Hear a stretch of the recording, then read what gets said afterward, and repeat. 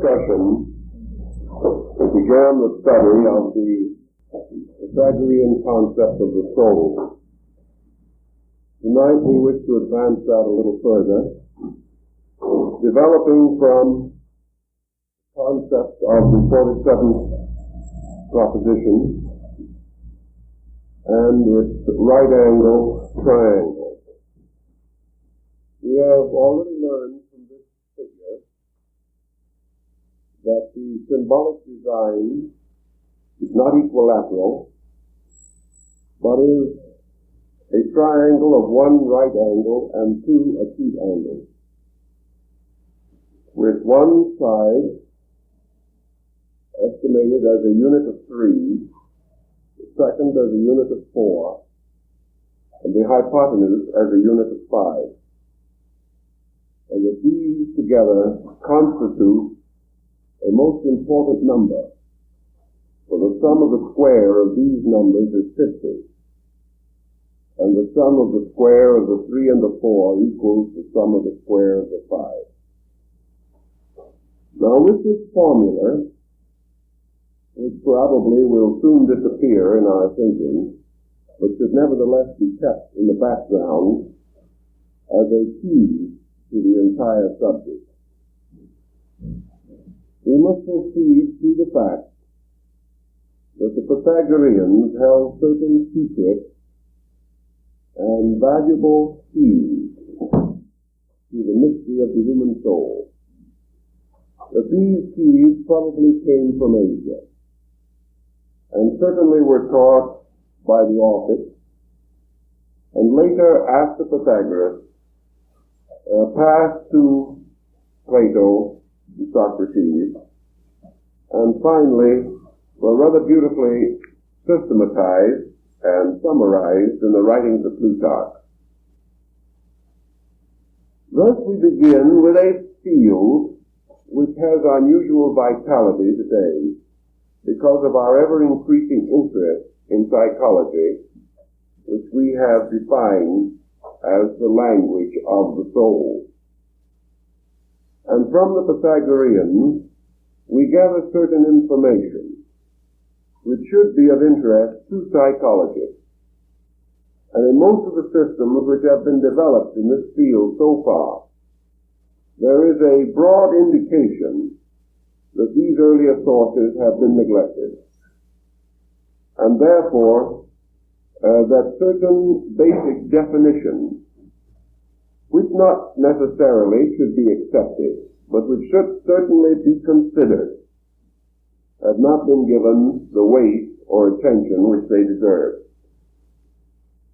So we will proceed with certain aphorisms of the Pythagoreans concerning the nature and structure of the soul. First of all, the ancients recognized a triune nature in man, so that in the mysteries the goddess Demeter is made to say, death makes 2 out of 3.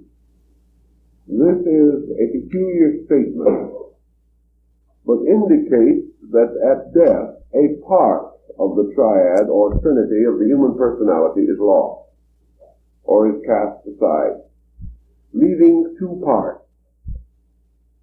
Now in our Western theology, we are inclined to think of these 2 parts as spirit and soul, but this was not the Pythagorean approach, because actually the Pythagoreans did not consider spirit as a part of the human personality. They regarded it as something far transcending the individual state of man. Therefore, that the personality with its 3 natures, or 3 parts, was suspended in a universality, which is life or spirit. But that man himself, apart from spirit, had 3 natures, by which he functioned and manifested, and by which he was reduced from 3 to 2 by the phenomenon of death. Thus, to quote Plato, the soul is the most ancient of generations, and is the leader of all motions in the universe. Well, this is an interesting statement, and we must begin by examining this. As the leader of all things that are created, and as the most ancient of things, Plato meant to imply by things, forms, natures, or bodies having separate existences. Under this definition, the soul is the superior of things, being the highest kind of form, nature, or body, and that within this nature or body is resident the principle of motion, whether that motion be quantitative or qualitative. When that motion is applied to body, it becomes quantitative motion. When it is applied to understanding or to the higher faculties of the mind, it is called qualitative motion. Therefore, as Plato points out, motion may be a movement of the psychic nature, for the soul is a self-moving being, capable of moving that which is inferior to its own nature. By this same thinking, the Greeks affirmed the soul to be the mistress of the body and the direct source of the phenomena which manifest through the body.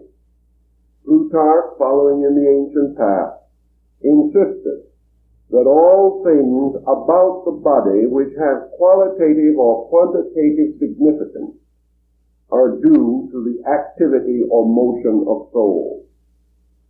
Therefore, if we say a person is a fine person, we are applauding the motion of his soul. If we say that he's nasty, we are also criticizing the motion of his soul. For in all things by which he manifests, in pain or pleasure, in virtue or vice, in knowledge or ignorance, he is revealing qualitative soul motion. All motion of this kind being some kind of a movement within a field of quality or a field of energy. The soul, according to the Greeks, therefore, was primarily and fundamentally a being. And because it is called a being, it is separate from and dependent upon being itself. A being is a creature or a creation, and all things that are created from a previous state and ultimately return to it again. And that which is the root of all creation is the uncreate state, which, however, possesses within itself the shadow and image of the world soul. Therefore, being moving into manifestation moves because of soul energy within itself. For things remain forever the same, whether in God or in the earth, unless they are changed by the soul. In this Pythagorean approach, therefore, we have the soul as mistress of bodies and as the servant of that which is unembodied, that which is itself an eternal and real nature. The Greeks further affirm that in the order of creation, those things which are superior were created first, and those things which were not superior were created afterwards. Therefore, those creations which are most primary and most similar in nature and substance to their cause are therefore superior and elevated. The soul, being the first of creations, is therefore most like the eternal and possesses certain attributes of the eternal. These attributes, however, are diminished because in this procedure, numeration has already fallen into number, and the soul exists by virtue of number. Now, why do the Pythagoreans say that the soul has an existence only because of number? They answer that the essential principle of the soul is motion. Therefore, all motion becomes susceptible to number. Where there is no number, there can be no estimation of motion. All things that move numerically.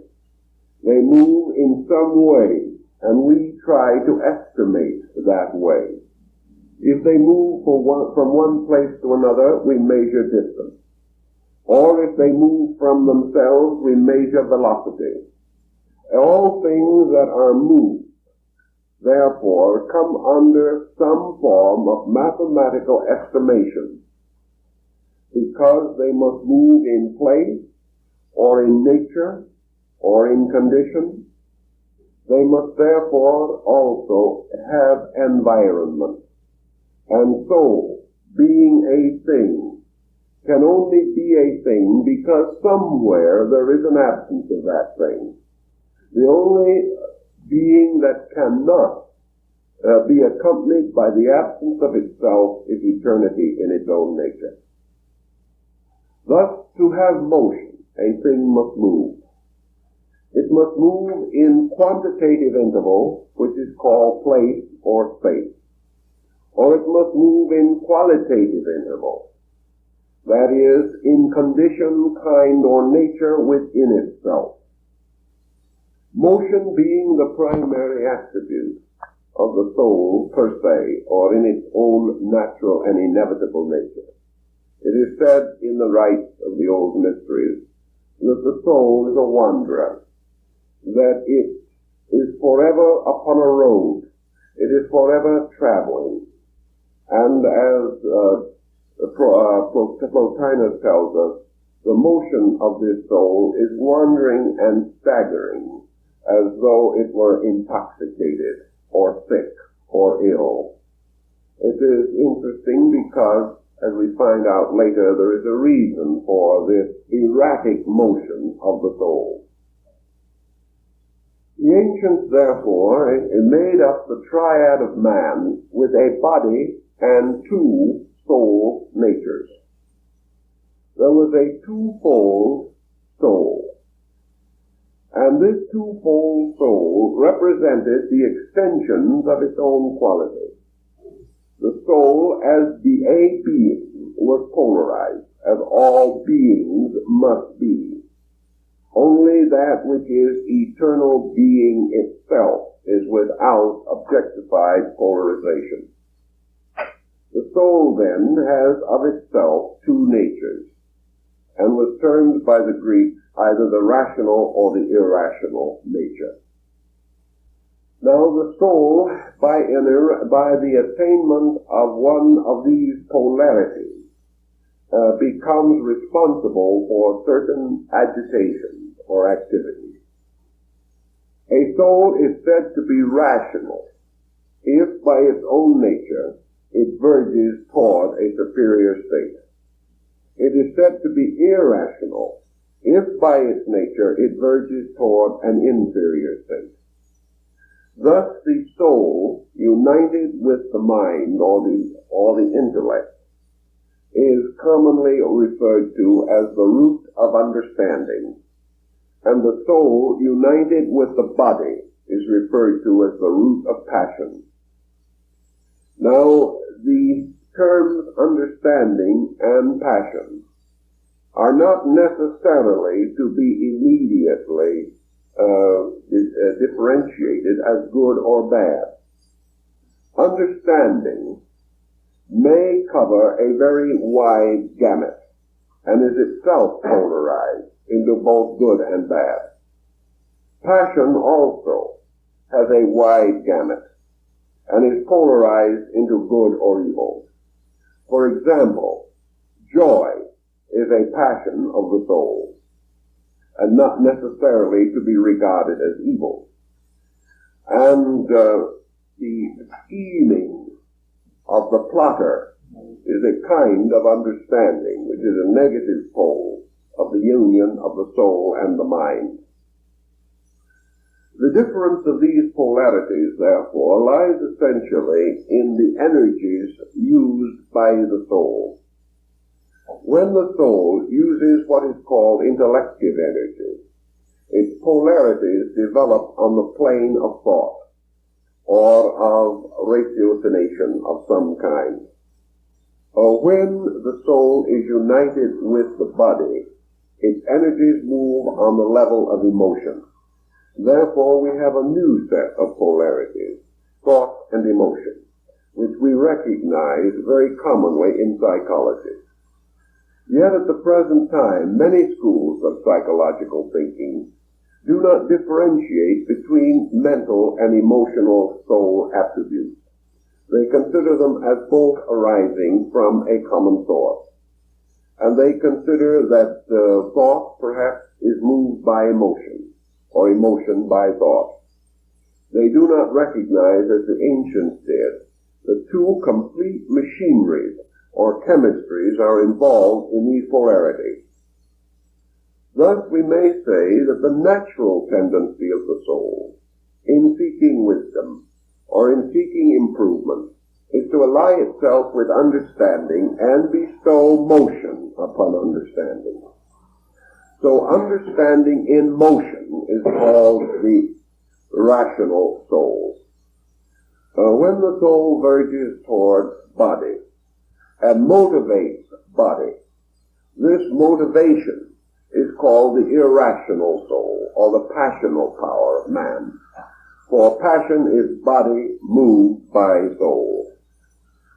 And the two polarities become rather clearly understandable as we go further.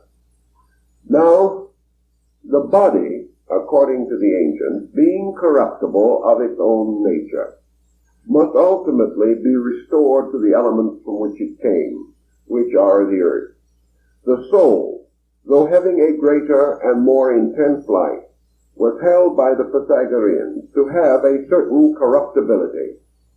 A corruptibility, however, which is to be measured perhaps more in the terms of Buddhist metaphysics, where in the nirvana we have the extinction of individuality, which corresponds at least to a degree with the death of the soul, or the death of the independent principle of volition or motion in the compound of man's nature. Thus, by the sage who becomes immovable, there is a certain transference of motion, and by the physical exhaustions of life, there is another transference of motion or energy. The soul, by its own nature then, according to the Greeks, ultimately was dissolved into the substance from which it came. And the ancients affirmed that this substance was called the lunar essence, and that as bodies disintegrate into the earth, the soul disintegrates into the lunar field. That was their concept of it. And therefore we have reason to understand or study some of the ancient theories concerning the psychic nature of the moon, and the even now recognized effects of lunar activity upon the psychic life of man and nature. Now the ancients affirm that the soul in man becomes thus polarized as rational and irrational. But in other creatures which are not human, soul as motion or energy bestows a number of attributes. In the plant kingdom, the Greeks recognize what is called the vegetative soul. And the vegetative soul has one primary motion, which is growth. And therefore all plants and things grow and unfold. In the animal world, the ancients recognize also a soul power, which they call the generative soul. For the peculiar power of animal life to them was the multiplication of species and the projection and extension of forms of life. Therefore Pythagoras declared the eighth part of the soul to be the power of generation. In the human life of man, the soul also plays a series of compound roles. For the mineral soul which is the principle at the base of the inorganic structures of nature, operates through certain chemical fields within the human body, resulting in the structure and development of bones and other mineral parts of man. The vegetative soul controls growth, and in the case of both nature and man, controls another important psychic field, namely color. And we have the tremendous diversity of color, which is also a form of the soul energy. Lord Bacon writes an essay on the colors of good and evil, and this is a well-taken point, for that which on one level may be color, may on another level be vice or virtue. After all, these energies are working through fields appropriate to their own natures. In the animal world also, we find that the soul has moved from the principle of growth to the principle of independent motion.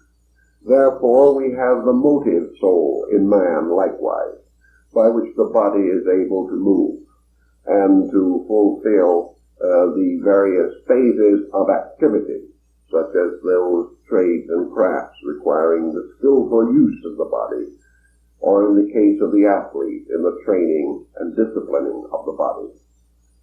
The soul then has all of these attributes, and the Egyptians likewise recognized that motion and emotion have a common root in man's psychic life. The soul of its own nature being pure motion, if it moves in an unformed field, this motion is infinite. But the moment the field is limited, this motion is directionalized or caused to proceed in some direction, following one of the mathematical formulas of crystallization.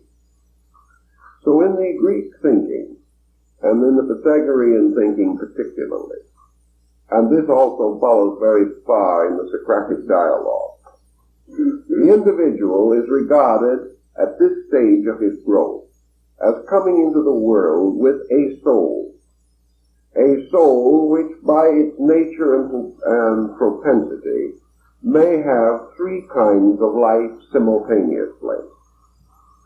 It may have its own life, which is pure motion. And on a plane above body, as we know it, this motion, though not absolutely infinite, is vastly greater than anything we can comprehend. This soul, however, immersed in body, intoxicated by body, having taken of the drink of the waters of Lethe, or the waters of forgetfulness, and having become filled with the toxin of body, is then said to wander erratically, not only about the world, but about the body, causing a variety of stimuli, some of which are reasonable and some unreasonable. Also, the soul in this state of torpor, this state of involvement, is said to have entered into a sea of humidity, which explains the Greek statement that a dry soul is wise. This thought is a little difficult for us to explain immediately, but the Greeks declared that the physical earth was surrounded by a kind of field of etheric humidity. That this humidity was like a strange quicksand, and anything that fell into this sphere of humidity inevitably moved on downward into generation and birth. Therefore, the soul which was once dampened by the humidity of generation was required to be born. So Heraclitus observed that if the soul was wise enough to keep dry, it would not have to be born. This may have some consolation to the prohibitionists. In any event, the soul, having descended into generation, becomes, as it were, a principle of motion or energy within the body. It therefore extends outward through the body, producing innumerable manifestations. We find what we term evolution to be merely the ideation of the soul's energy. It is a constant motion, qualitative or quantitative. The process from birth to old age is motion. The problem of hunger and the digestion of food are motions. Everything, including the beating of the heart, is motion. And this motion is made possible because of the vitality of the soul. It's because of its residence in proximity to the body makes possible the animation of forms. If the soul is thus immersed within the body, held there in this torpor, or caught in this furious quicksand of generation, this primordial elos, or slime, which of course is the root of the word ilium, and which in turn is the story of the Trojan War, all of these mysteries of the Greeks have to do then with the two procedures. One is the involvement of the soul in generation, and the other is the release of the soul from the principle of generation. That which is the descent is normally called generation, and in the case of man, the ascent is called regeneration, which implies not only a return to a superior condition, but the attainment of a superior state or qualitative motion. Therefore, in the ancient line of thinking, the fall of man was considered to be one kind of motion, and the regeneration of man another kind of motion. Man being born into this world at some stage of his great cycle of activity is therefore endowed with a soul, by means of which certain motions and emotions are possible to him. One of the most primary of the essential motions of the soul is its pendulum-like swing between extremes. And these extremes represent either the rationalization of man or his gradual descent into a more animalistic or bestial state. In the positive motion of the soul, we have involved a principle which the Greeks call the principle of pure intellect. And the principle of pure intellect, in its completeness and in its essential nature, was considered almost, if not entirely, synonymous with being itself, because being was absolute intellect. But on the level of human power, human ability, the most positive achievement within man is the polarization of intellect. Now, this means quite a little different thing from what we commonly think of as, for instance, union with divine mind or something of that nature. To the Greek, the intellect was something which was partly, at least, dependent upon the soul and the body. Now, the Greeks did not consider intellect in the sense that we might use this term in a depreciating way to represent merely mental agility.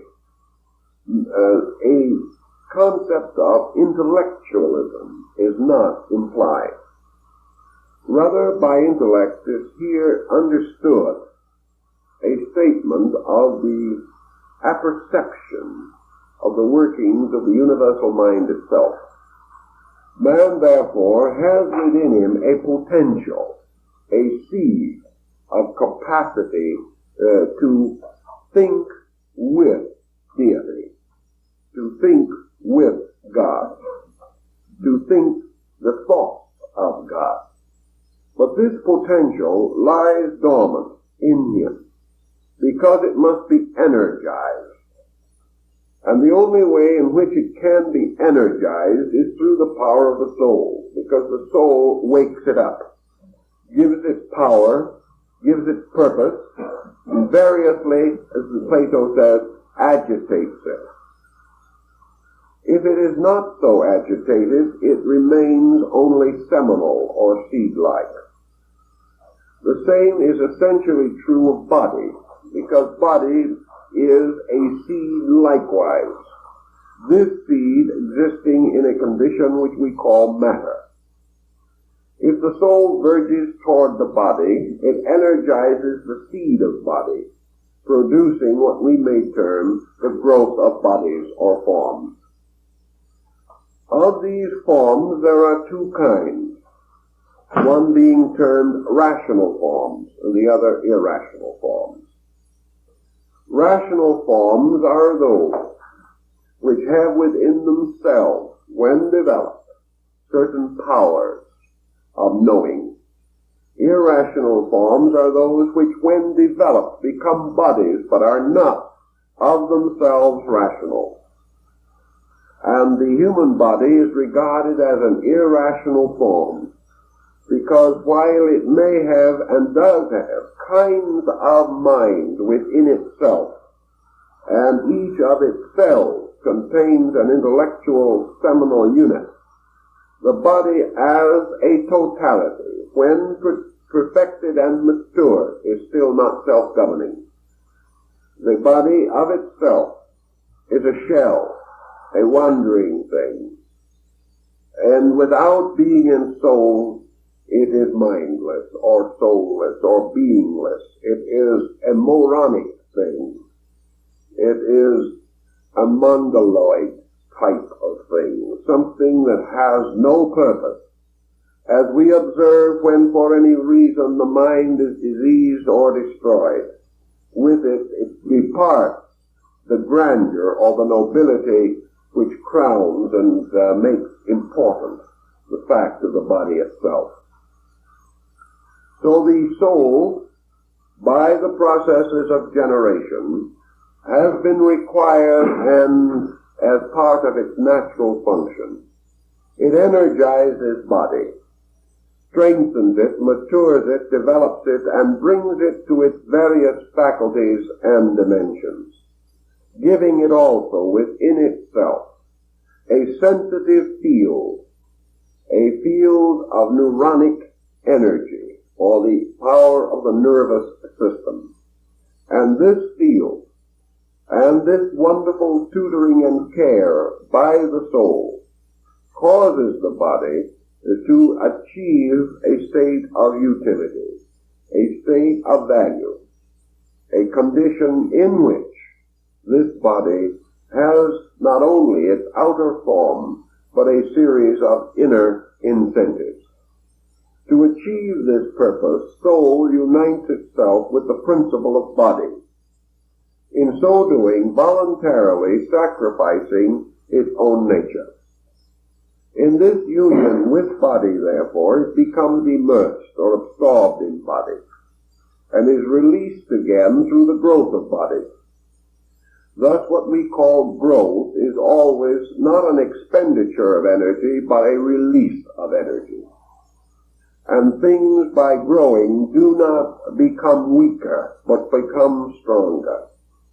And where growth is normal, nothing is exhausted by growth itself.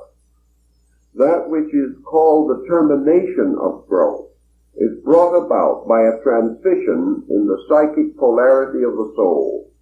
For when the soul has brought or led, as it is said, the body to a certain state, then the soul, having fulfilled its proper function, turns its attention to other things, and therefore ceases to increase the size or power of the body.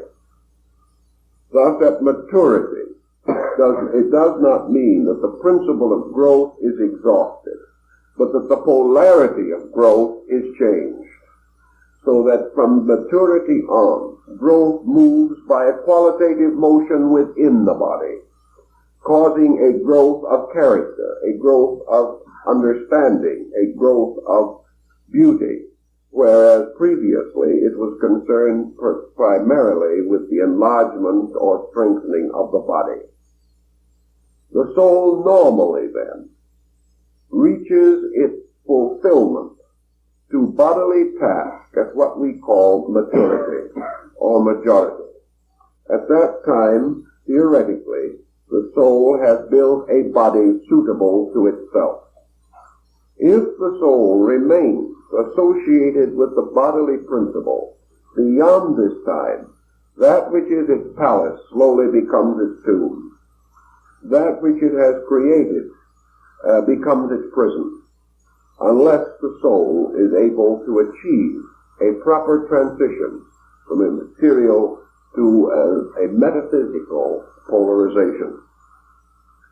Now, in the growth, then, of the soul itself, through the development of the body, the Pythagoreans observed the various powers that are manifested through man at various stages of his growth.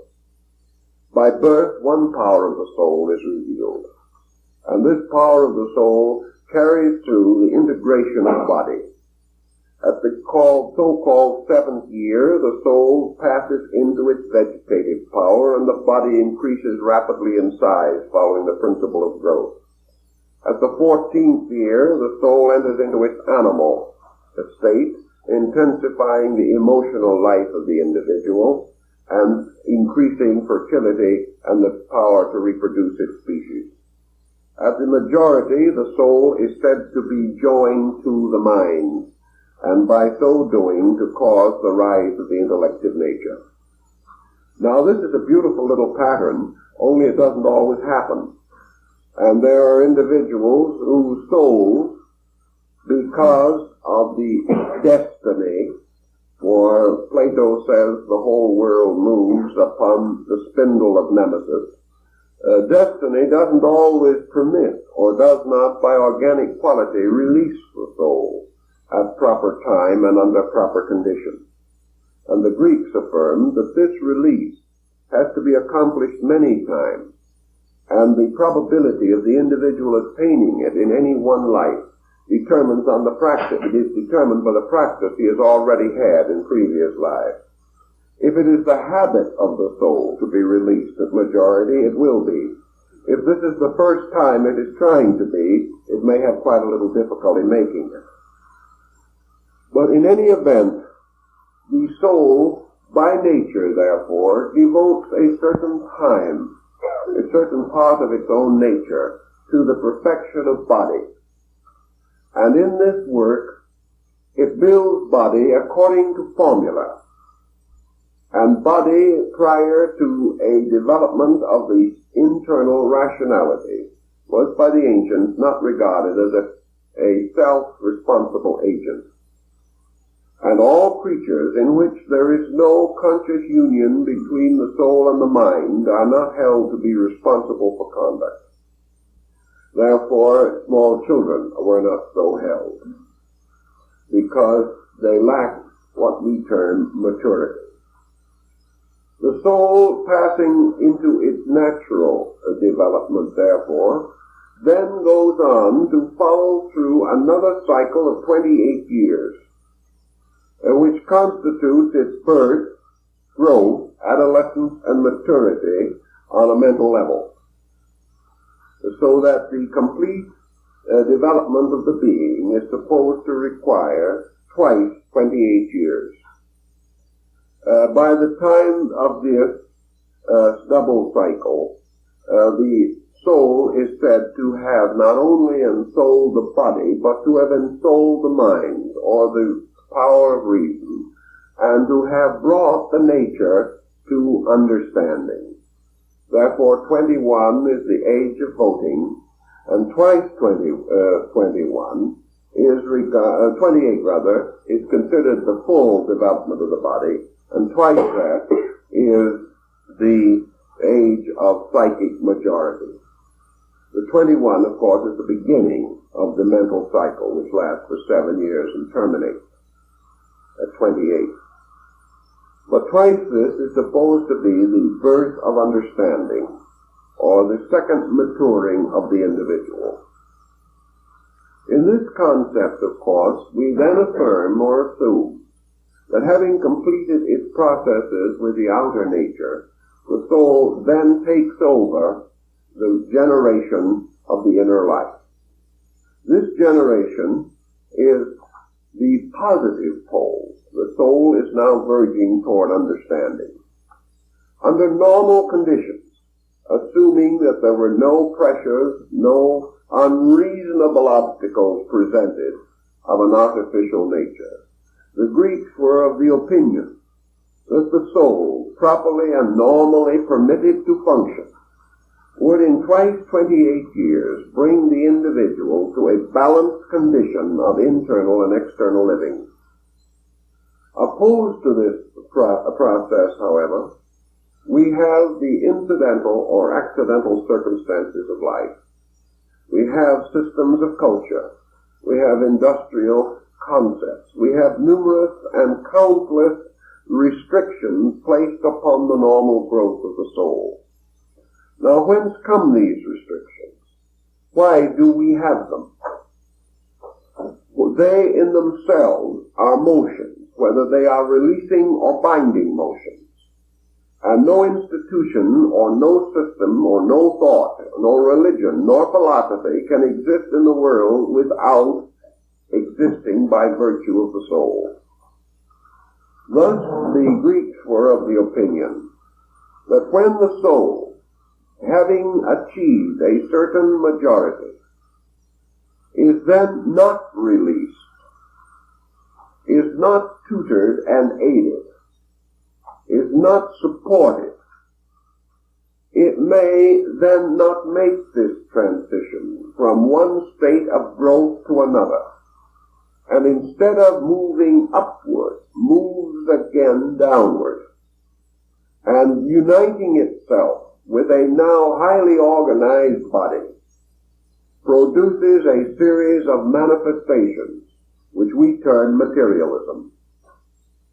Materialism being the energies of the soul held in bondage to objectivity, not permitted to continue in their normal process of internal improvement. It was for this purpose and to meet this need that what we call today education came into existence. Education was originally reserved to the temple. It was that part of man's life which was devoted to the conscious program of growing up as a person rather than as a body. The body grew up and usually requires a certain amount of assistance in this procedure. In this process, the child is assisted parentally. He is also given certain social opportunities. He is cared for, he is guarded, he is fed, he is clothed.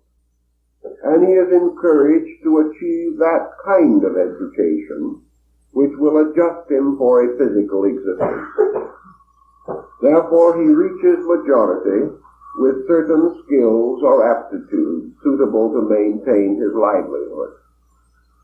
But when it comes to the second great cycle of years, the second period of 28 years, not only is the child without parental guidance, but usually is without guidance from itself. Furthermore, in the world as we know it, no opportunities of a suitable nature sufficiently attractive to the soul are offered, by means of which the individual can recognize and should recognize his life after his 28th year as a new cycle of self-growth.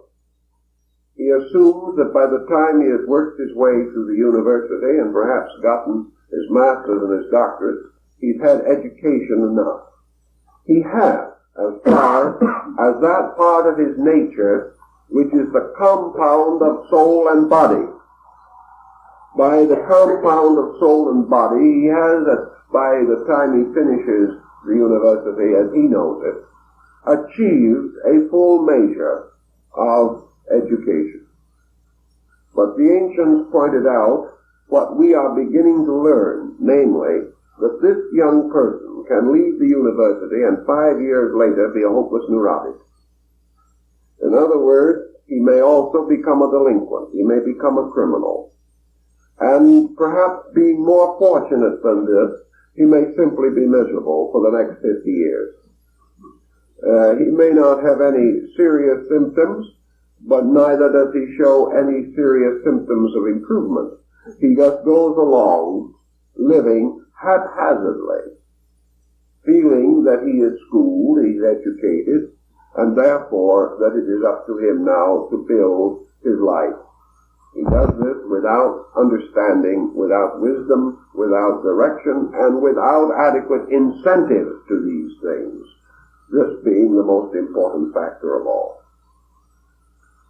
The Pythagoreans recommended two ways in which the soul could be released from bondage, perpetual bondage, to body. And the state of bondage of this kind is somewhat parallel with our concept of the perpetual adolescent, the individual who grows old but never grows up, a situation that is very frequent and sometimes causes us to wonder how human beings do as well as they do, and last as long as they seem to last. The Pythagoreans advocated what they called the discipline of silence as being very useful to the maturing of the soul. Now, silence was a discipline with them in which they imposed 5 years without speech. And, strangely enough, it is reported there were about 60 women who achieved discipleship on this basis. A rather unusual and highly commendable state of affairs. The discipline of silence was largely to deprive the individual of a large number of hypnotic circumstances which held him to materiality. Not the least of these hypnotic circumstances being the utter fascination of his own voice. When an individual says something, what he says goes around and goes in his ears again, and it receives strange authority in passing. By the time he hears it, he almost believes it. And if he says it 3 or 4 times, he is certain of it. It sounds perhaps facetious, but it is nevertheless true that we have talked ourselves into more things than we will ever realize. The second point in connection with the discipline of silence was that it was not limited to vocal activity. It was a symbol of the attainment of internal quietude or relaxation within the psychic field of the body. The purpose of this relaxation was to give the soul an opportunity to assert its own motion, recognizing that by quieting the pressures by which the soul is bound to body, the soul could restore its own equilibrium. Thus, by reducing the tension of living, reducing the tension of emotion and thought, and thereby not constantly focusing the psychic nature upon the body, it could be assisted to develop a greater and more independent nature. Now, the soul, as we say, is not only a motion as we know it, but a constant focalizing of motions. A good example on a very simple level of what we are talking about is the individual who discovers that he has a peculiar pain somewhere. The moment he focuses his attention upon that pain, it will increase, because he will gather psychic energy and create an intensification of the pattern. A singer, becoming throat conscious, will almost immediately develop a dry throat and be unable to sing well. Wherever we focus attention, we create tension. And where our entire life is focused objectively, we create a tremendous objective tension. We focus every resource that we have on whatever we are doing. If our one great dream in life is to be the head of a large business, we will focus every bit of attention upon this. And gradually we bind the psychic energy and make a slave of it.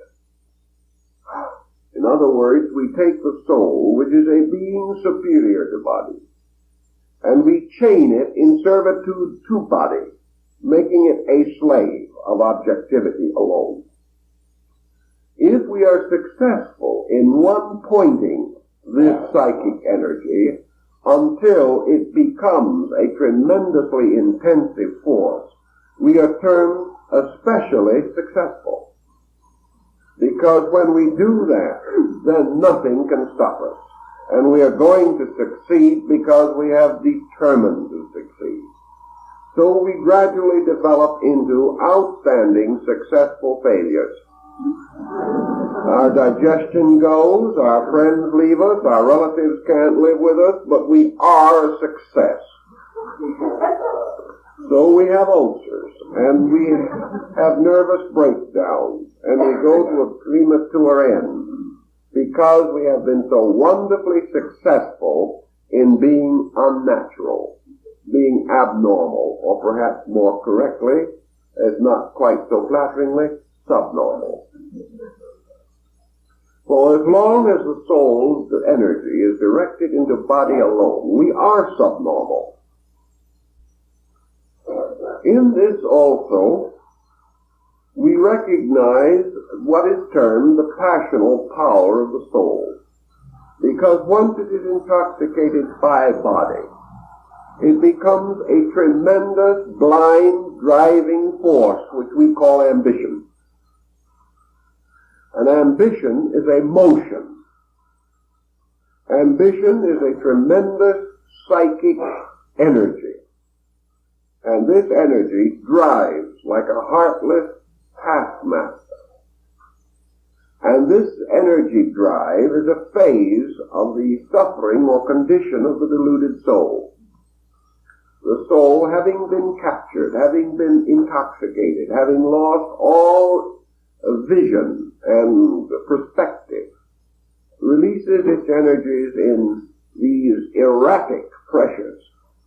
And we have all of the different fields of psychoneurotic difficulty and even psychic disease. Because the soul, not being permitted to be what it was intended to be, becomes sick. All energies or powers which are not used according to the laws governing their usage are said to be abused. And if they are abused, they rebel. And ultimately, the wrong use brings the entire compound to dissolution. If, on the other hand, when the soul has attained equilibrium within the body, and has brought the body to maturity, according to Plato then, the soul becomes the mistress of the body, becomes its leader, becomes its goddess, the one to whom, like the mystic troubadours of old, all the love songs of the minstrels were written. The soul becomes the dark lady of the Shakespearean sonnet, becomes the mysterious dark virgin of King Solomon's song. It is this mysterious beloved, sought always by the various Arabic sects, such as the dervishes and the Sufis and the Druses and all of these groups.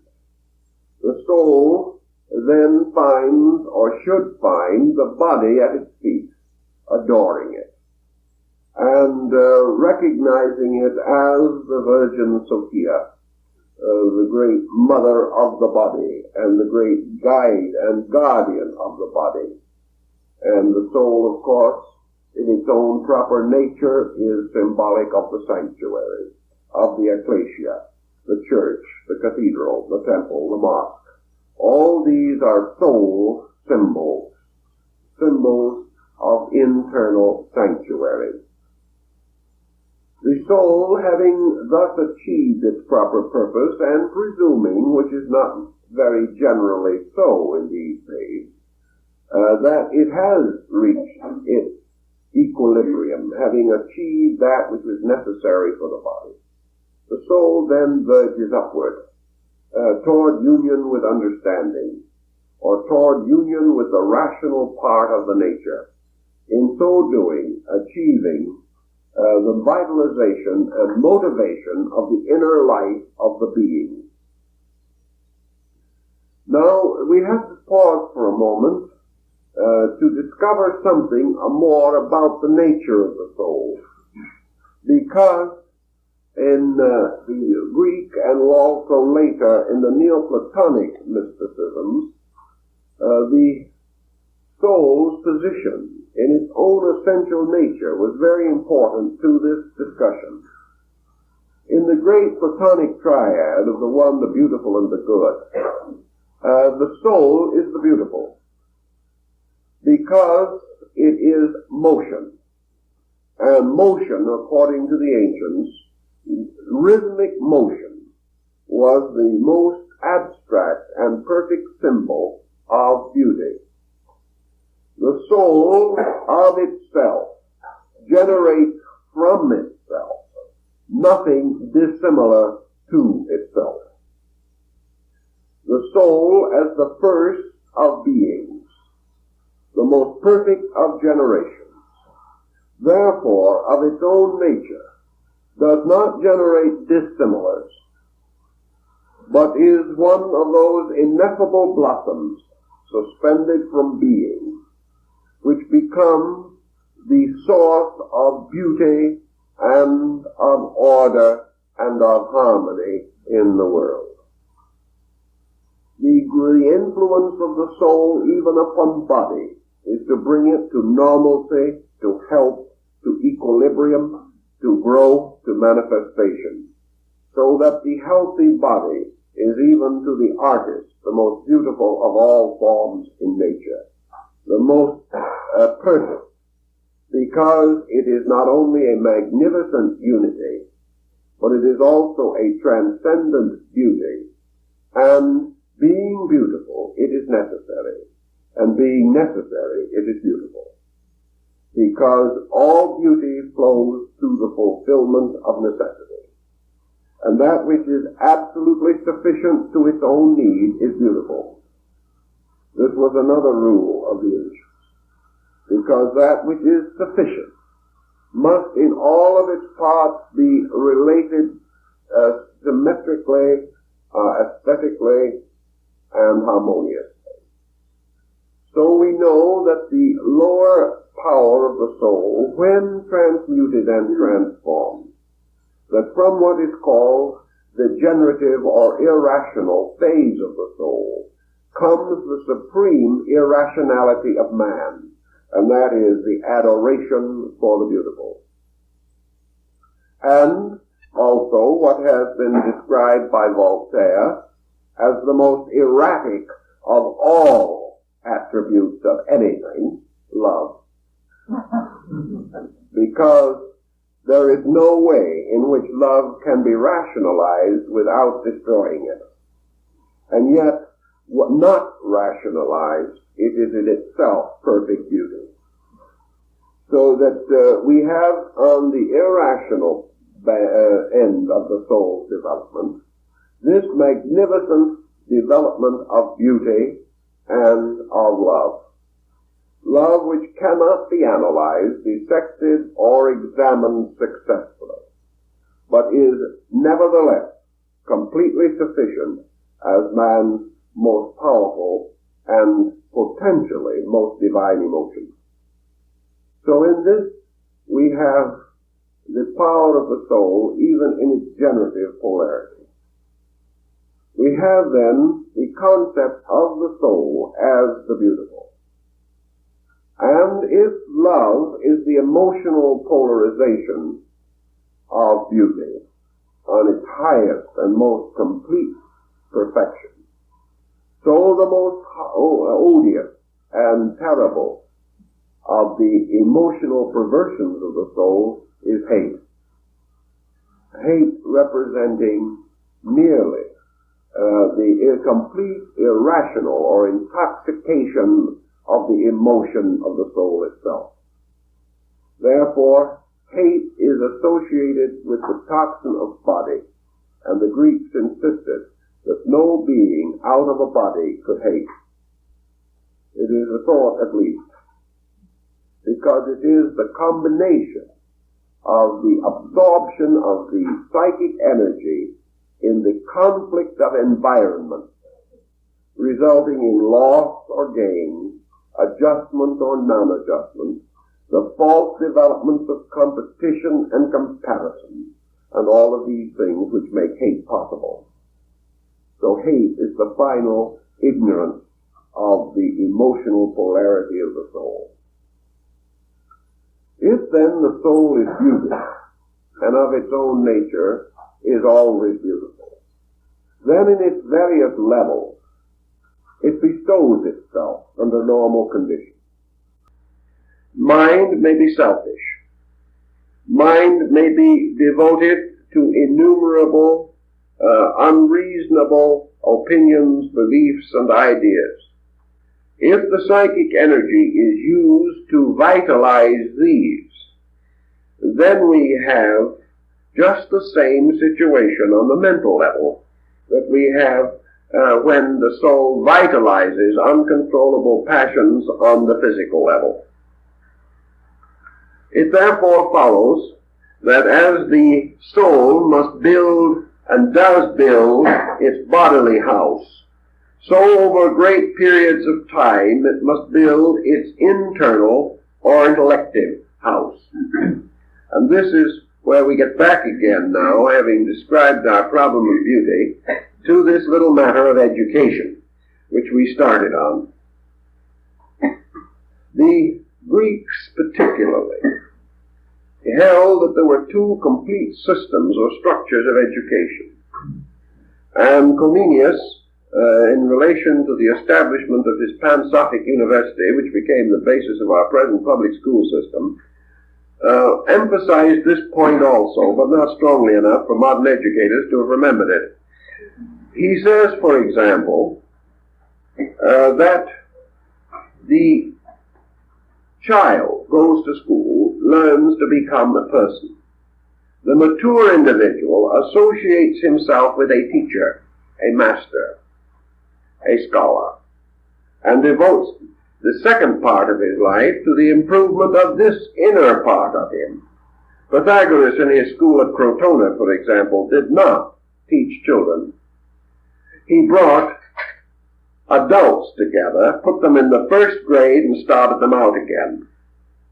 He did it not because he went over the common lessons that they had learned before, but he put them into the first grade of another system, a higher order of learning, which was essential for the cultivation of the superior being within themselves. Thus, as the child learns its letters and its so-called 3 A's, many of which are not well taught today, by the way, the grown disciple is going on into the ways of wisdom, entered into what the Greeks and later the Germans called the gymnasium, and there they went on and learned the mature philosophies of adult living. There they began the study of philosophy. There they began to recognize the need for becoming acquainted with the purpose for themselves and the destiny which they were intended by the universe to attain. For as our education of children adjusts the child to make a living in the world, so the education beginning in the temple and in the mystery school and in the schools of the great teachers adapted the adult to build a life in the universe, to build a full and complete statement of himself. Such a procedure is entirely contrary to our thinking, but based upon that procedure, Greece, in the period of about 300 years, contributed more creative thinkers and great founders of knowledge to the world than probably any other nation in twice the same length of time. There were probably more Greek creative thinkers alive at one time in Athens in the 4th century BC than there have been in the entire history of European thought in the last 500 years. Because one list alone of really great outstanding thinkers among the Greeks went to over 300. And each one of these made a basic contribution to human knowledge, whereas today we are simply building upon those foundations and reforming, revising, and amplifying a wee bit. But who today is inventing arithmetic, geometry, biology, or physics? That was done in those good old days, which we look upon as benighted and extremely limited. But in the concept of the disciplines involved, the soul moving gradually towards the positive polarity must overcome step by step the limitations of the untutored mind. Now, as Confucius pointed out, if the soul only had ignorance to contend with, it would be a simple matter. But it has something infinitely worse than ignorance, and that is wrong knowledge. If the individual doesn't know, we can teach him. But if he doesn't know, it is more difficult. And if he is fully convinced that that which he knows is right and it is not right, he is most difficult of all. So to the average person, most true learning is unlearning, getting rid of that which is not so. Now, if an energy is fed into an instrument that is moving and operating like a machine and fuel is given to it, it will continue to run according to the pattern that it is then following. And the soul energy moving into a corrupted intellectual nature, all one immature and insufficient, produces another series of phenomena. And we have all kinds of perverse, destructive intellects, ranging perhaps from the simple selfish individual to some outstanding example of human arrogance and egoism, like Adolf Hitler or somebody like that. All of these represent energy moving through an inadequate vehicle, moving through and involved in the toxin of the mind. Thus, the purification and regeneration of the intellect is a slow and difficult task, and results in the infinitude of different degrees of minds which we find everywhere in the world. Because, according to the Greeks, and I think it is true, when all men reach the perfection of their intellect, they will have identical thoughts. Because they will then be capable only of universal thought, which is identical, and can have no diversity or division within it. Therefore, all difference of opinion, while necessary at a given time, must ultimately lead to an absolute identity. And this is another Pythagorean theorem also, namely, that all error differs, all truth is the same. And we agree to the degree that we share either a common knowledge or a common ignorance. Now, individuals can share a common ignorance and have agreement about that which is not so. But they may ultimately share a common wisdom and have agreement about that which is so. The soul continuing onward in its path, and gradually over a period of time gaining dominion over the intellect as it has previously gained dominion over the body, finally establishes the state of maturity in the mind, even as it establishes the state of maturity in the body. Now, what is the state of maturity in the body? The state of maturity is the power to reproduce, directed and controlled by reason. In other words, maturity of the body means fertility of the body under discipline. And in the Greek thinking, maturity of the intellect was also fertility under discipline.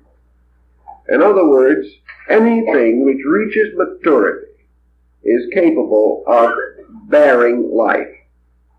And the final proof of maturity is to give life, to bear life. Therefore, the intellect, when it reaches maturity, becomes virile in its own level, and therefore is capable of bearing life. When the intellect bears life, we call it creativity. And when the body bears life, we call it generation. The intellect which is mature is capable of giving birth to ideas.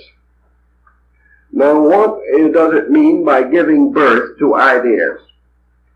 Does it mean that the intellect actually is able to fashion from that which is not a substance or a nature which is? This comes back to the old question in the first verse of Genesis. What did the gods create the universe out of? The answer, of course, is that creativity is not the creation of something from nothing, but the objectivity of thing from no thing. In other words, from potential into potency. Because all ideas, all concepts, all creations, mental, emotional, or physical, of which man is capable, exist eternally in archetypal nature. Creativity is therefore man's rapport with archetype, by means of which he is able to bring through some design or pattern which exists forever in the tracing of the divine mind. Thus, for example, before the time when man ever invented a locomotive, the concept or the laws governing that invention resided eternally in the divine nature, along with all the other ideas which we have not yet had, and which anyone may discover any moment. And one of the peculiar laws that we discover in the matter of ideas is that they are nearly always simultaneously released by more than one person. And practically every invention that we have had and every step in science has been spontaneously generated in several places almost at the same time. So what we call creativity is the capacity to bring through into manifestation the archetypal patterns of the universal mind.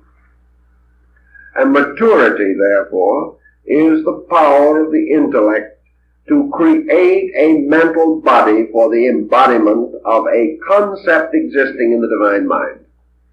Just as surely as in physical generation we do not create a being, we merely provide a body for a being. So the mind creates not eternal spirits any more than the generation by body does, but gives embodiment to eternal ideas. And of course, basically, a human being is an idea. It's just a little different way of approaching the concept of archetype. This maturity is said to have been attained when the soul achieves to the point of understanding. Thus, understanding is the maturity, the second maturity of the human being. And who attains it is said to be twice born, because he is given perhaps knowledge with his first birth, but understanding with his second birth. For knowledge permits him to live here and now. Understanding orients him forever, giving him a participation in an eternal existence. The soul, creating these patterns, then, bestows likewise its principle of beauty upon the mind. And when beauty is opposed or is imposed upon the mind, so that the mind is in all things symmetrical, harmonious, orderly, sequential, and without asymmetries within itself, it is said to be reason. Reason being in the perfect pattern within the state of mind. Because to be reasonable means to be harmonious on a level of mind, and reason in its purest nature is absolutely symmetrical, without distortion within any of its parts. But the word reason is here used platonically, archetypally or ideally, not in our common daily usage of the term. People constantly talk about things being reasonable or unreasonable, but most of the remarks are unreasonable. But by pure reason, we mean that in which there is no defect of judgment. Therefore, there is no dishonesty. And what dishonesty is to the mind, deformity is to the body. So all of these are parallels, and the two processes move practically on the same patterns, but on different levels of manifestation. The soul, which has thus become the instrument of understanding, now finds itself in the most complete and perfect state of which it is capable. For it not only governs the body, but also governs the mind. And having achieved government over both the mind and the body, it brings them together into an absolute harmony. And they become the two horses drawing the chariot of the goddess, because they are then pulling together, which is impossible unless they are held, or their reins are held, by a third power. So the soul is regarded as then moving or manifesting itself according to its own nature.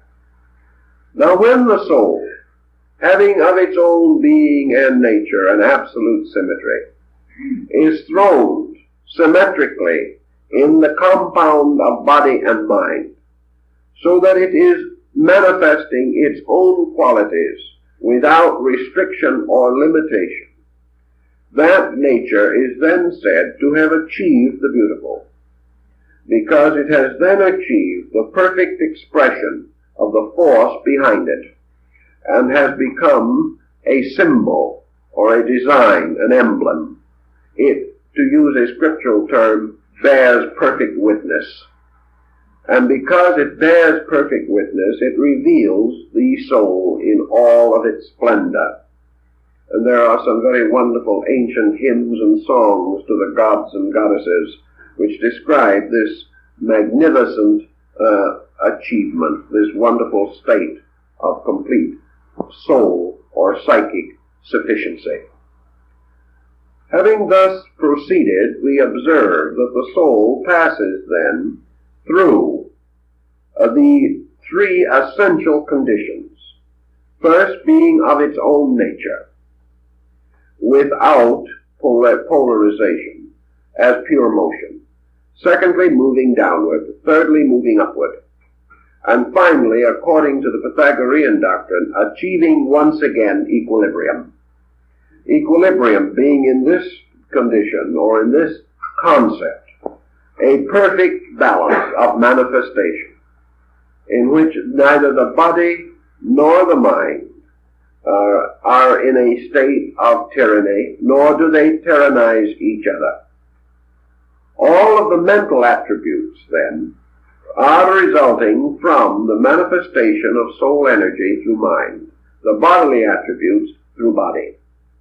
These two groups of attributes must likewise be subject to great analysis, for as we know that sickness of the body will hamper the manifestation of the life within it, so we realize that abnormalities of the mind result in a sickness, and that this sickness means that the energies of the soul are distorted, and in so doing these energies may become the sources of malignancy in the body and of disease in the mind. Because disease is just as much a motion of energy as health is. Disease is an energy moving against or upon restriction. And wherever there is an obstruction to the motion of physical energy, there is sickness. And wherever there is an obstruction to mental energy, there is a fixation or a complex. And what we might term a boil or a bunion or something of that nature in the body will be correspondingly found as a fixation, a complex, or a center of neurotic pressure in the internal life of the individual. And just as various diseases may feed by using energy for their own growth and thus ultimately destroy the body, so attitudes, opinions, notions, wrong concepts may become vitalized until they devour, eat up, or expend all of the energy which should be devoted to the normal function and growth of mind. Energy, therefore, both creates and destroys. And in the Egyptian and Greek religion, the soul, therefore, had its positive and negative appearances. It was not only a goddess of beauty and truth, but also a fury, capable, when abused, of bringing a horrible vengeance with it. And this is one of the points that we are least likely to realize today, namely that we cannot abuse energy with impunity. That which we misuse or abuse must ultimately return in the form of an avenging deity, wrecking our happiness and life. The term happiness is also associated with the soul, inasmuch as happiness is actually and essentially a comfortable state of the soul. Now, happiness is for most persons a passing mood. We do not have it in any extended periods of time, and we are taught to assume that it is best so, because if we were happy all the time, we would probably do nothing and accomplish very little. We would simply enjoy ourselves from now on.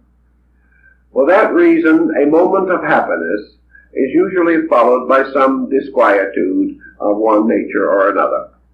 But happiness theoretically, the happiness of philosophy, which is the byproduct of achievement, the happiness of philosophy arises again from lack of tension, from relaxation, order, and adjustment within the psychic life.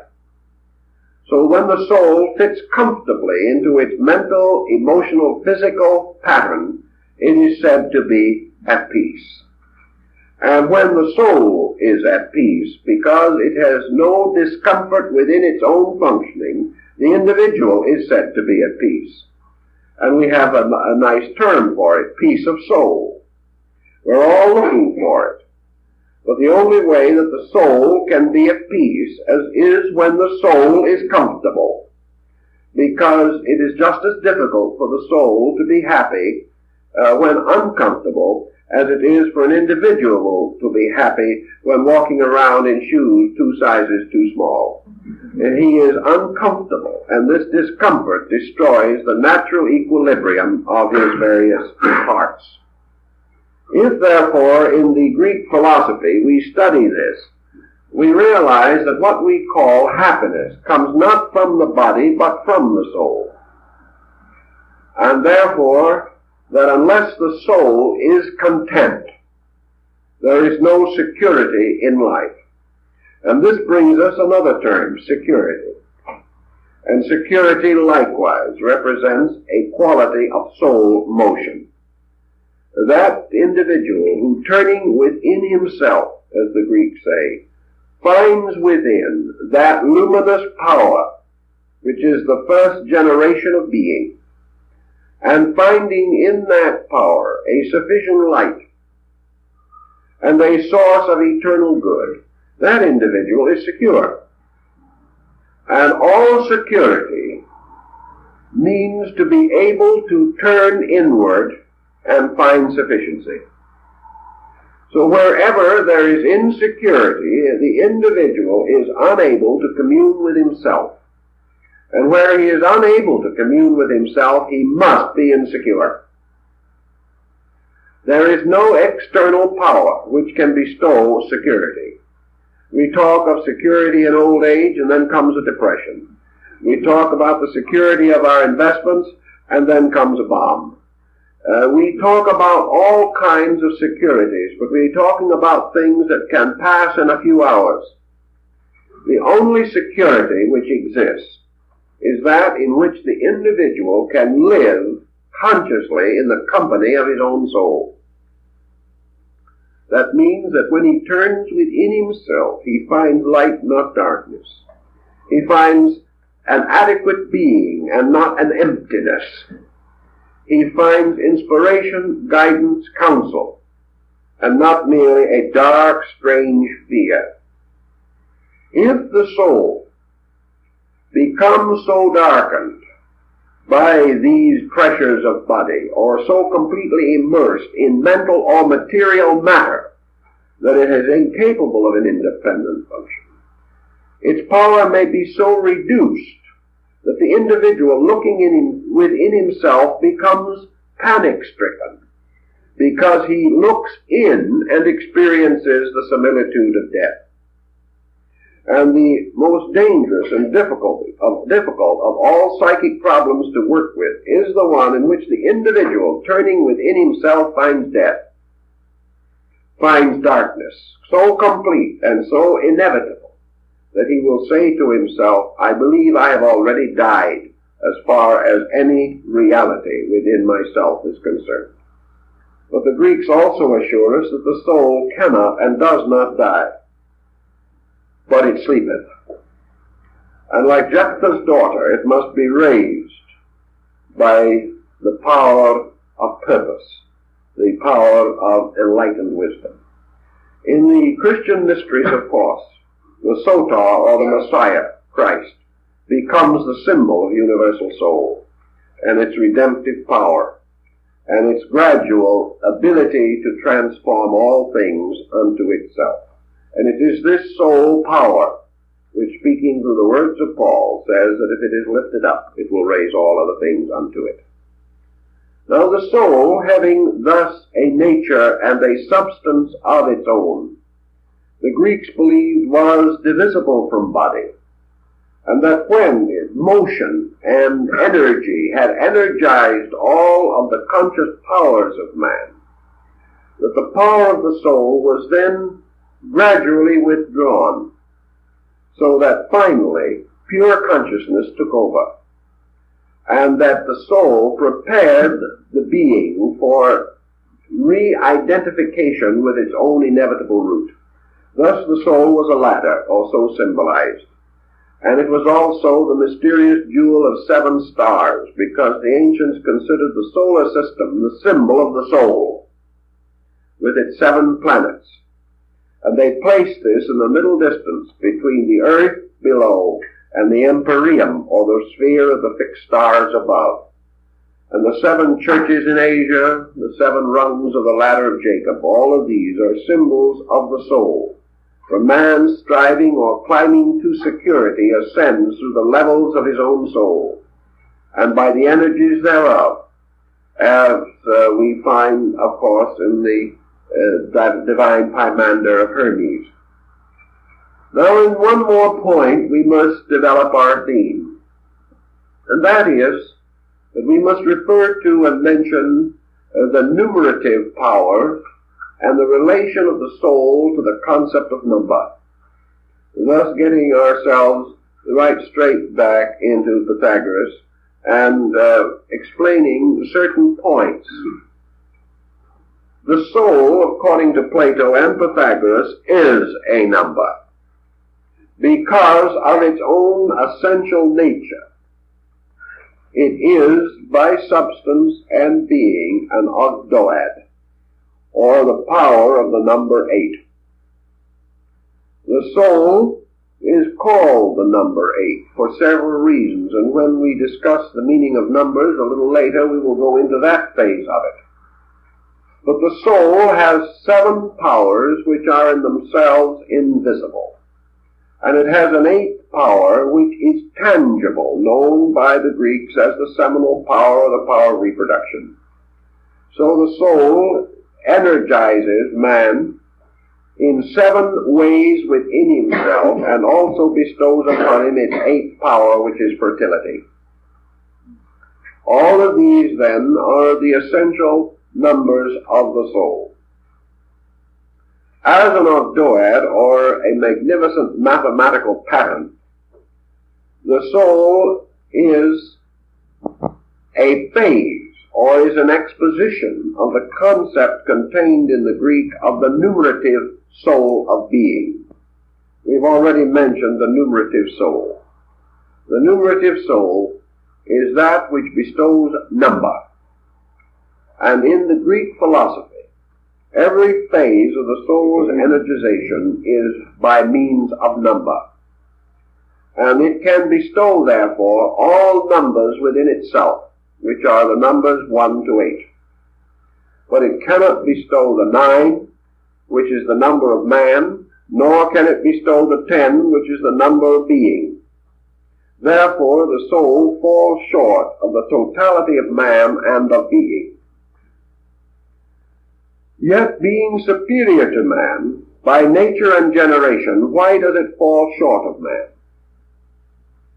It falls short of man because the soul exists for a reason. And that reason, having been perfected in man, the soul dies and the man does not. This is one of the formulas in the Greek problem. The verbum, or the word, which was an ancient term for the soul. We are reminded of the lines of an English poet: "Never the world of its pain be made whole, till the word made flesh be the word made soul." The word, or the verbum, with its 7 powers, creates a certain thing. It does so, it is said, by spreading seed in space. The soul accepts the seed and warms it, and brings it to life. And having perfected it as a parent, has the same relation to offspring as a physical parent. Actually, every child is the parent of the man. Every generation, every form of life, should by nature excel its own parental cause. So, because it is the nurse of bodies and of minds, brings them to maturity in order that they may excel it. So, what is the only way in which a self-moving energy can be excelled? And the Greeks said that the only reason and the only method by which it can be excelled is because it is potentially moving about an unmoved center, which is being itself. Man is capable of releasing being, or being released into being. Therefore, soul is inferior to the perfection of potential man, because man is capable of re-identification with conscious Godhood. And beyond and above the power of the soul is the fact that, like the Sota, the mysterious myth of the dying God, the Savior God always dies for the salvation of man. And the soul is the Savior God that dies that man may be saved. Now, the mystery of that is the attitude which the Pythagoreans reduce to a simple fact. That which is eternal is immovable. Therefore, before the restatement or the completion of all things, they must become immovable. And they cannot be immovable unless the soul, which is motion, voluntarily relinquishes its power over them. Thus, that which is to achieve or to attain must transcend the power of the soul. The power of the soul is thought, emotion, and energy. It is love and hate, good and bad, life and death. It is all things. But perhaps of all the great philosophic systems, none greater or more exactly than in the case of Buddhism. points out how all of the polarities of existence must be overcome before that which is mortal can become immortal. For nothing that moves can be eternal. And the mathematical concept of this is that finally all motion must cease.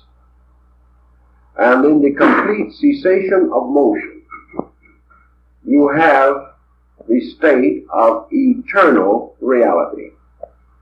Now this leads us to a very interesting thing. Because in the material world, when a thing stops moving, it is dead. In the invisible world, when a thing stops moving, it is God. Now, you have your positive and negative polarities. Daemonas Deus inversus. That which is below is evil, above is good. And in this philosophy of these people, the cessation of all motion is only possible in what Buddha called the Mahaparinirvana, the dying out of the three fires. And the three fires are the three powers of the soul. Kill them too soon and you destroy all. Keep them alive too long and you frustrate all. This pattern leads, of course, to the great disciplines of these schools, namely the gradual development within man of the impulse to break the pattern of motion. And to break the pattern of motion, he must transcend motion. And to transcend it, he must first climb upon it, build upon it, unfold everything that there is in it, and then cast it aside. Now in the casting of it aside, he does not damage or injure soul, which being of itself a creation of the divine nature simply returns to it again. But in the transcendence of motion, the individual must annihilate good and evil, life and death, pain and pleasure, increase and decrease. He must achieve a condition of absolute equilibrium, which is the end of motion.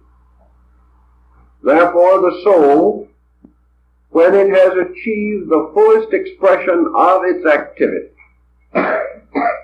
achieves equilibrium, and in so doing it ceases, because it cannot move when it has reached absolute balance, and when it cannot move it ceases, because it is motion. So soul exists only through the period of strife. Soul only exists while things must grow, improve, become, enlarge, increase. Just as we say, for example, philosophically or symbolically, the alchemical adage taught that ultimately man would possess the elixir of life and live forever. Thus he would outwit the two great polarities, life and death. He would remain forever in the full vigor of his years. Therefore, he would again outwit the polarities, youth and age. He would never be sick. Therefore, he would outwit the polarities of health and sickness as polarized factors in his existence. The adept who lived forever was also supposed to live in a perfect world, the golden age to come, in which nothing suffered, nothing sickened, nothing died, in which the streets were paved with something resembling gold, and you could draw all the money you wanted out of the bank without putting any in. There have been a great many concepts of what constituted the golden age.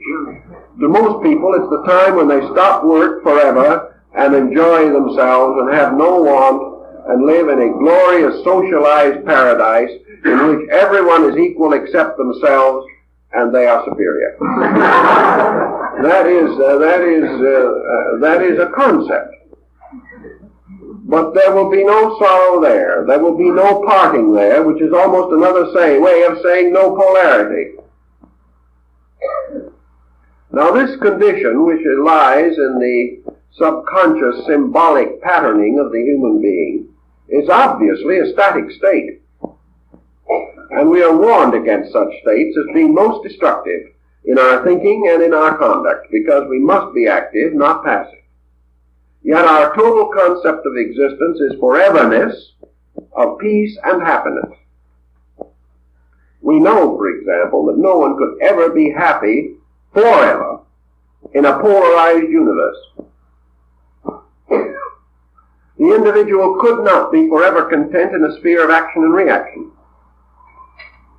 The achievement of these totalities must come from the suspension of motion, both quantitative and qualitative. He can never attain it while there is an interval between himself and reality, for example. For as long as this interval exists, he is ignorant of something. And as long as he is ignorant of something, he is miserable over something. He can never attain these ends except by the absolute suspension of polarized existence. Motion must cease. Motion ceases in its own source.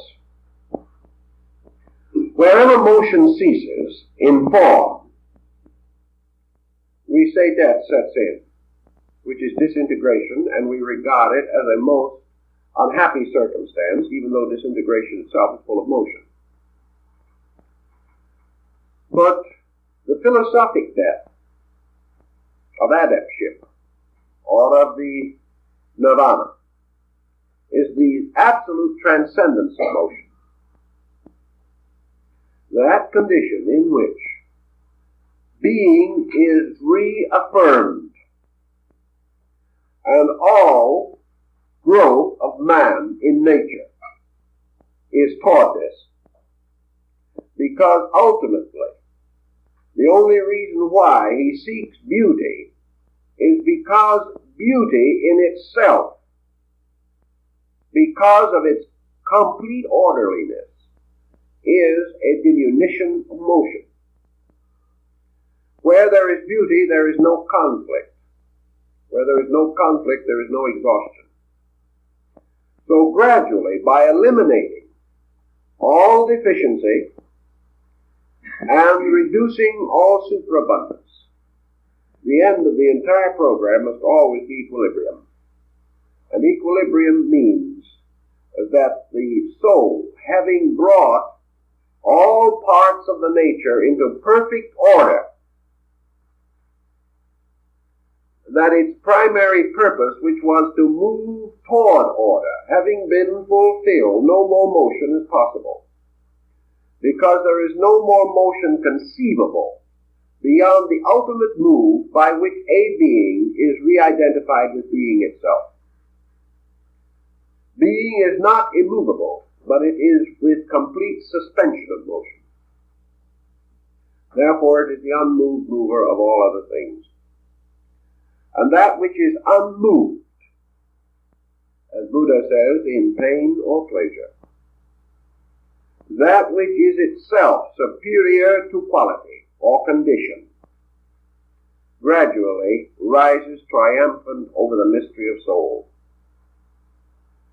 And in this, psychology is also deficient.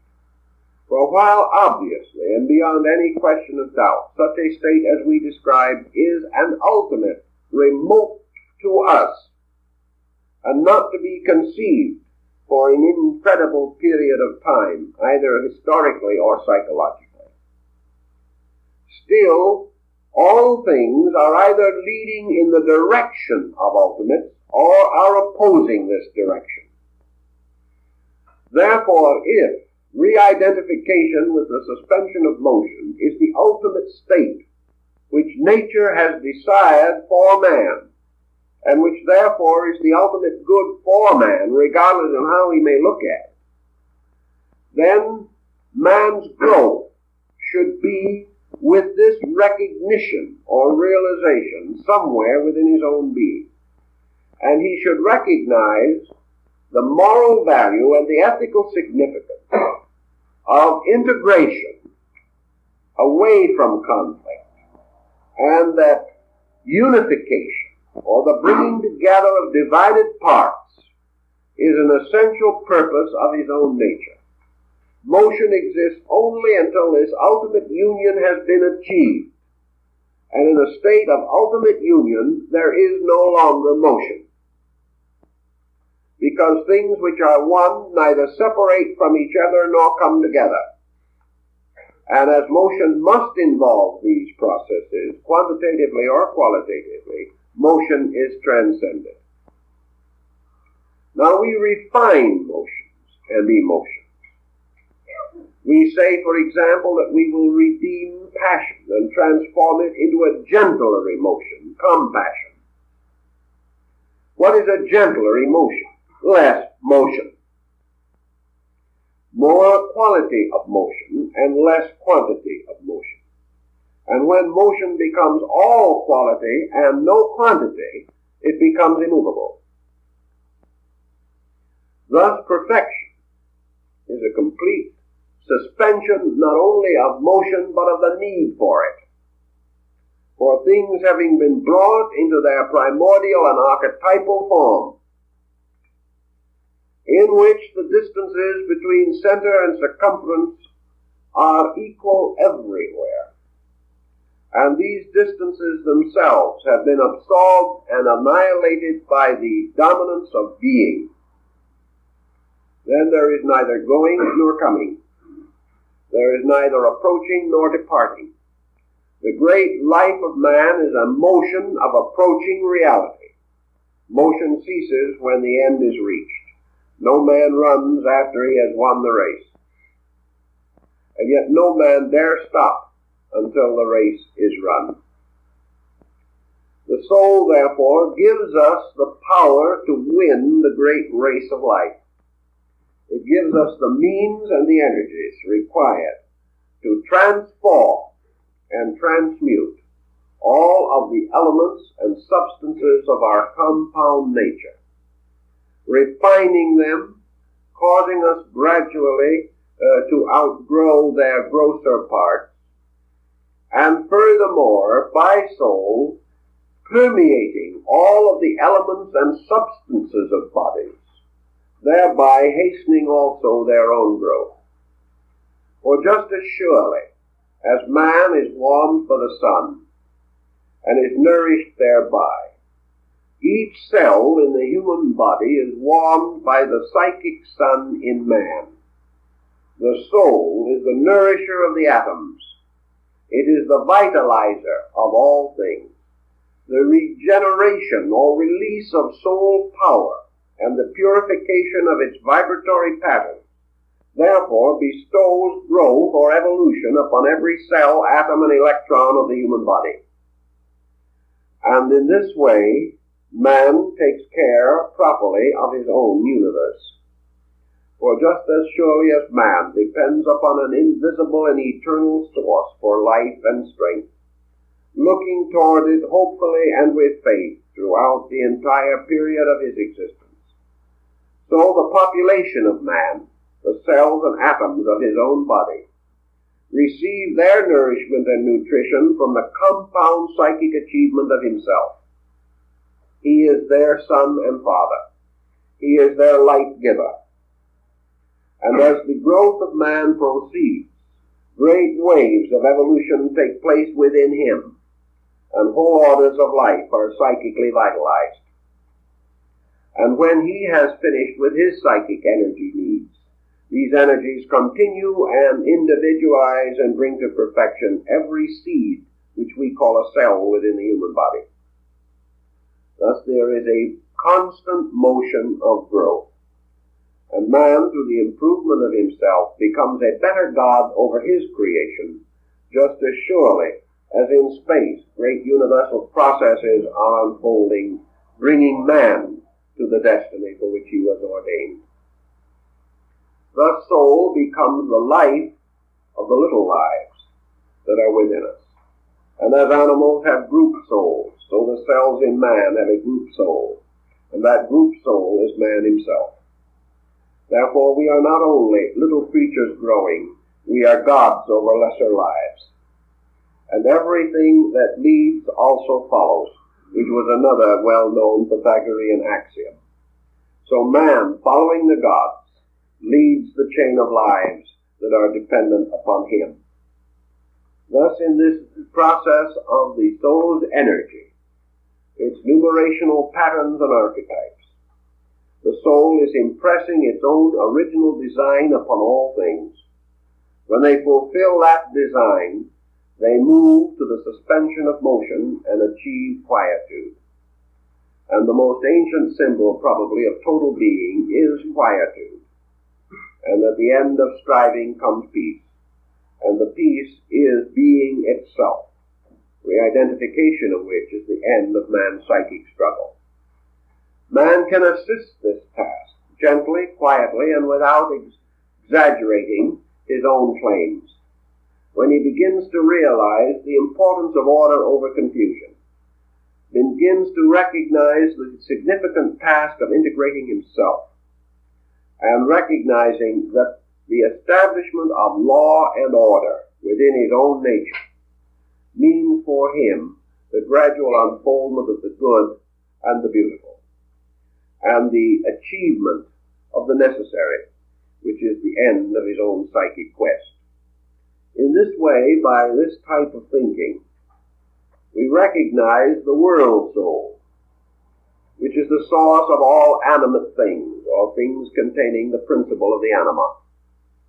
We recognize that the world is really a vast soul embodied in matter, that this soul is sprouting forth everywhere, that the meadows of flowers which we see are nothing more or less than soul power breaking through the earth, that the very earth itself, with its infinite number of crystals and forms and structures which can be studied microscopically, and the wonderful patterns of crystals and these things, are also soul, also in another way, bursting in the rocks, within the earth itself.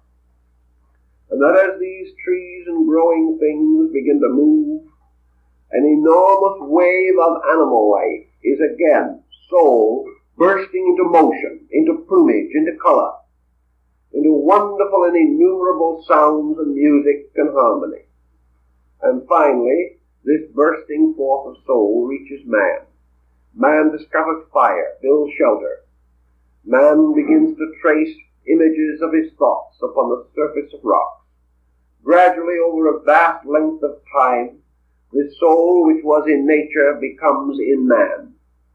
And this soul moves him to build better civilizations, moves him to release power, moves him to invent and create, moves him to move on from the simple primitive life of the aboriginal being to the poet, the musician, the composer, the great artist. All these manifestations are soul moving triumphantly on. Now you might think that this tremendous motion of soul would lead on and on and on until, like Kipling, we would be making our paintings with brushes of comets' tails. But that is not the way it goes. Because as this great motion goes on and on, into greater and more superior levels of soul energy, this great motion, like Tao, which is a good symbol for it in China, slowly fades out. It fades gradually away when there is no longer anything that is left that is necessary.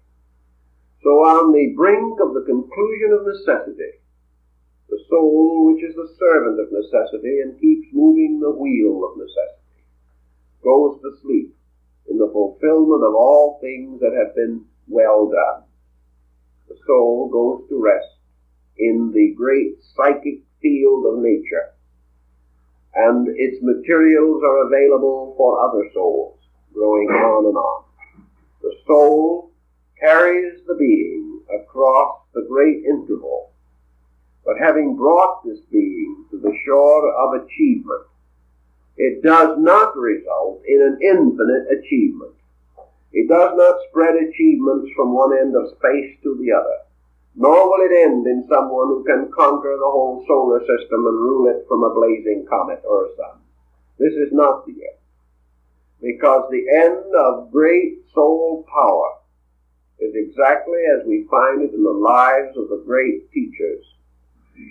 We find Buddha who achieved a magnificent power of soul understanding. A simple, quiet man who went to sleep beside the Indian road.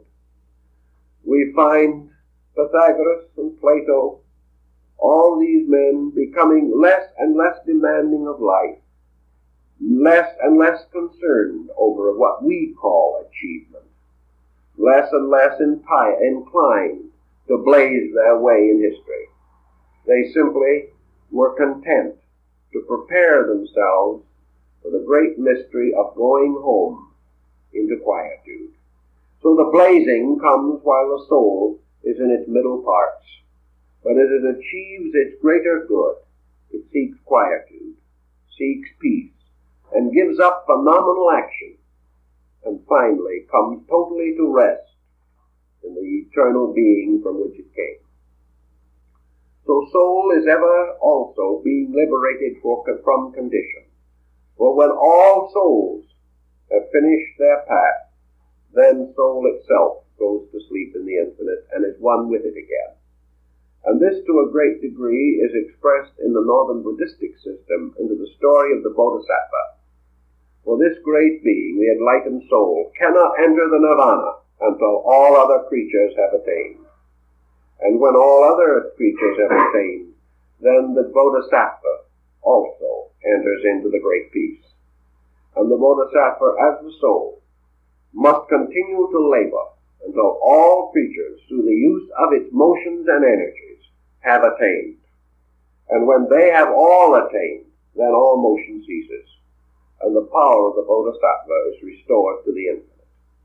So instead of becoming infinite diversity in the end, all activity leads to unity, and this unity to a potential or archetypal numeration, which is suspended in space. The one and the all are the same, and in this is the quietude, or the peace at the end of the psychic manifestation of the world.